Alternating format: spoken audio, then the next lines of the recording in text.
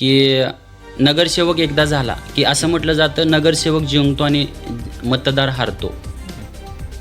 हा आमच्याबद्दल अपवाद आहे. मॅडम मला सांगा, नगरसेवक झाल्यानंतर तुम्ही एक नगरसेवक असाल की जनतेचा आवाज असाल?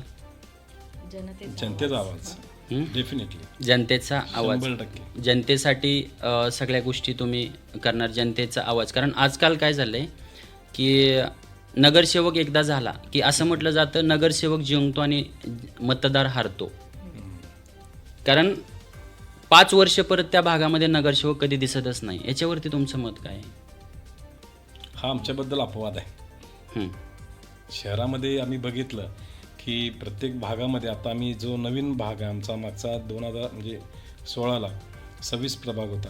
आज प्रभाग क्रमांक 13मध्ये 22 प्रभाग क्रमांक, त्यातील 1700 मतदान. हं, हं. त्याच्यानंतर 26 प्रभागमधला 8000 मतदान. त्याच्यानंतर 27 प्रभागमधला 3500 मतदान आणि 25 प्रभागमधला 3500 मतदान. असे 8 नगरसेवकांचा प्रभाग मिळून हा आमचा आत्ताचा वार्ड झाला आहे, प्रभाग क्रमांक 13. भागामध्ये फिरत असताना लोकांच्या अडीअडचणी आम्ही बघितल्यात. गेली 1.5-2 महिने झाले आम्ही नवीन कॅलेंडर म्हणजे नवीन वर्षाचं कॅलेंडर वाटण्याच्या हिशोबाने आम्ही घर टू घर फिरला असता आमचा भागात पूर्ण सर्वे आहे की प्रत्येक ठिकाणी जे विद्यमान आहेत त्यांच्यावर नाराजी आहेच. किती काम केलं तरी अडथळे आहेत. कारण आमचा कार्यकाल हा 2021ला संपलेला. 21 पासून आत्तापर्यंत 25 आता संपत आलं, 26 चालू होणार.